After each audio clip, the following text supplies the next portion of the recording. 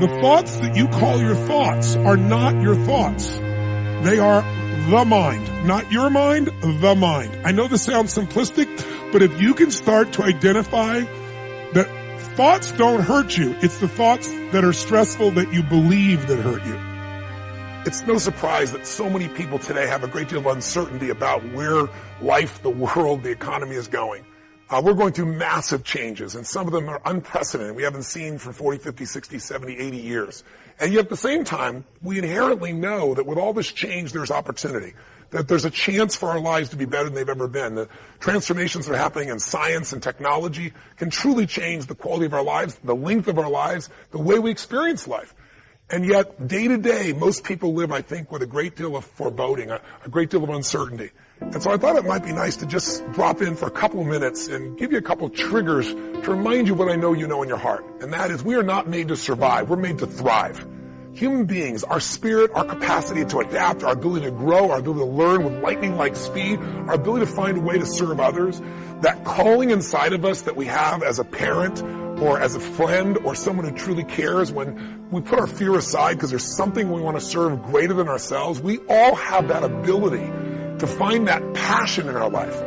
Because we're always looking back, reliving the negative, we end up carrying around all this baggage that weighs us down. One of the best things we can learn to do is drop it. Let it go. Whether it happened 20 years ago or 20 minutes ago, don't carry negative baggage from yesterday into today. You won't live a victorious life if you're always reliving what didn't work out, who hurt you, the mistakes you've made.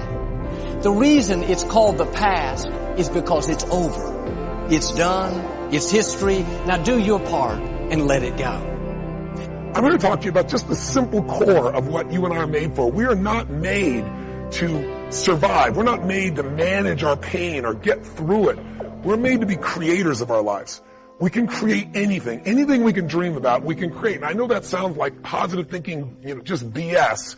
But in your soul, there have been times in your life, I know, when you've had something that you wanted so much. Maybe you wanted something for someone you care about. Maybe you wanted something for yourself.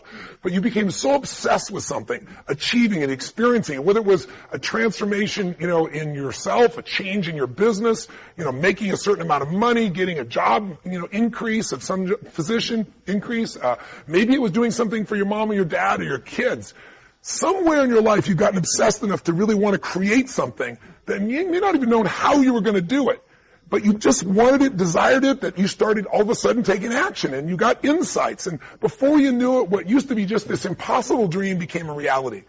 Is it fair to say that at some stage in your life that there are some things today in your life that were once just a dream or a goal, that once seemed difficult or impossible, whether it be the job you have or the relationship you're in and might be taking for granted? Is there anything in your life today that was once like that? Well, then you and I are creators. And very often when we get overwhelmed by so many things we feel out of control by, we start getting into being managers of our life, managing our pain, managing through the situation. So every day you have to sell yourself and get out of your mind those old thoughts, that old belief system. Every day you've got to sell yourself on that it's possible. That you got to put a new mind in you. You got to get out of your mind. You got to begin to restructure your thinking. Every day, you've got to begin to recondition your mind. So my purpose here is to say, what does it take to thrive once again? The key to thriving is you've got to allow yourself to be able to take advantage of uncertainty. Yes, the world is uncertain right now. Uncertainty is change. Change is life. We both know that. We all know that. But if you and I are going to become masters, we have to understand that we don't have to work on change. Change is automatic. Progress is not. If you and I can make progress, whatever stage of the year you're looking at this, progress comes when you tell yourself the truth and you're able to feel the uncertainty and take action anyway. Here's an important point. Nothing works the first time. When you try something new, it probably won't work. When you try something new several times, it probably won't work. And the turning point in my life came when I would hear good ideas, and I was so eager to be successful in selling. I would run out and try the ideas, and they wouldn't work. I'd try a way of getting an appointment or answering an objection or closing a sale. It wouldn't work. And my natural response, and I think just to be disappointed. And then I realized nothing works at least the first few times. So I decided I would try a new idea 5 or 10 times before I passed judgment on it. I would not just try it once and quit like most people do, and that changed my whole life.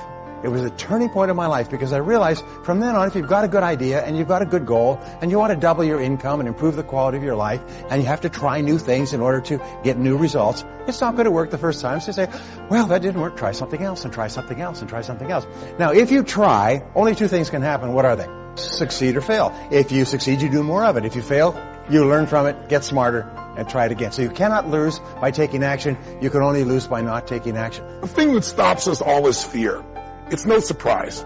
Fear of failure, fear of rejection, fear of the unknown, fear of not looking good. And that fear we could translate into the simple thing of uncertainty. Now, when you look at someone who's incredibly successful, you look at someone who's truly a leader in their life or in their field, the one thing they have in common is they exude this sense of certainty. And where does that come from? Is it inborn? Are they lucky? Are things just going their way? No, great leaders know how to step in the uncertainty and bring the certainty to the situation. Most people in life, we really feel like the level of stress in our life comes to how much of life do you feel like you control, or how much does life control you? Do you tend to control more of what's going on, or events controlling you? It's very easy to have those events start to take control unless we take control of what's between our ears, our own mind. You see, what you and I focus on massively affects how we feel, whether we're thriving or surviving. If you focus on what you can't control, if you focus on the past, if you focus on what's missing from your life constantly, that pattern of focus will make you frustrated, overwhelmed, depressed. It won't even matter if you're, taking antidepressants. If you keep focusing on what you can't control, what's missing from your life, you're going to feel depressed still. You can take as many antidepressants as you want. Focus equals power. We've got to change ourselves. We've got to build a new image, a picture in our mind. We've got to see ourselves the way we want to be, and then we have to live with it. You go to the gym workout, that's what you do. You build a picture of how you want to see this arm, and you build that picture, and then you build the body. Well, you build the life in your mind. Take your pen and write out how you want to live. And always start by writing, I'm so happy and grateful now that. And the second you write it, you've got it intellectually. The moment you impress it upon your emotional mind, you've got it emotionally. And it's only a period of time till it manifests on the physical plane. Spirit works from a higher to a lower potential.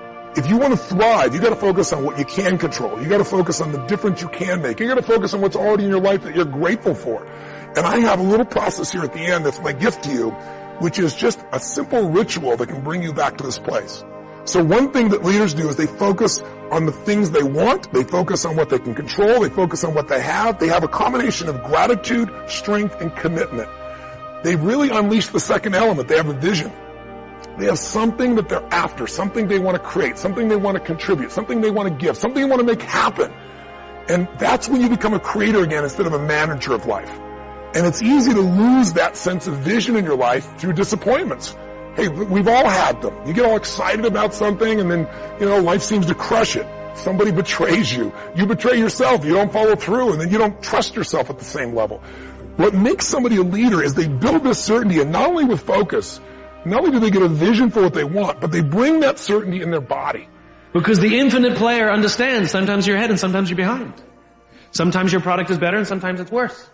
The goal isn't to be the best every day. The goal isn't to outdo your competition every day. That's a finite construction. Finite players play to beat the people around them. Infinite players play to be better than themselves. To wake up every single day and say, how can we make our company a better version of itself today than it was yesterday? How can we create a product this week that's better than the product we created last week? We also have to play the infinite game. It's not about being ranked number one. It's not about having more followers on Twitter than your friends. It's not about outdoing anyone. It's about how to outdo yourself. It's about how to make sure that the work that you're producing is better than the work you produced before. You are your competition. And that is what ensures you stay in the game the longest. And that is what ensures you find joy. Because the joy comes not from comparison, but from advancement. Listen, if you've ever been to one of my live events, you know that one of the greatest things about, let's say, Unleash the Power Within is you go through a weekend where you literally train your nervous system to have certainty. I mean, how the heck do we get people to storm through fire? It's not about firewalking. It's about getting yourself to be able to take action in the areas of your life that normally you would more than hold back. Where your brain would take over and say, I can't do this, are you crazy? Somebody else did it, but not me. What we do is get people in a state where you're going to follow through, where you're going to face your fear and do it anyway. And the way we do that, besides changing people's focus, showing you how to direct and control that focus, is also by learning how to use your body as the tool to change your state.